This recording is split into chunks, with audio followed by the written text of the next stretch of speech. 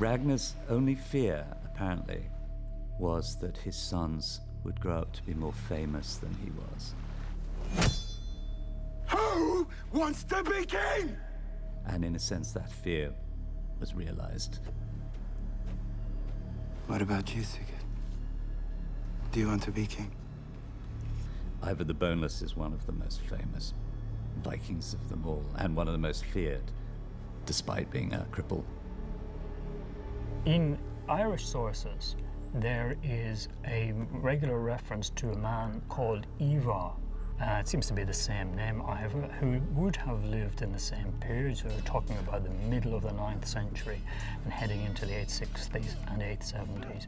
And he's a very significant figure in an Irish context, if he is indeed Ivar the Boneless. So, father wants to go to England. Why do you not want to go with him? Or are you afraid of being seasick? I'm not afraid of anything, brother. Not even me? Ivar. Mother. He was also part of the great heathen army that was active in England, and he seems to have gone back and forth across the Channel, attacking, capturing slaves in Scotland, for example. So he was definitely a real person. When he died, the annals of Ulster called him the king of the Norsemen in Ireland and Britain.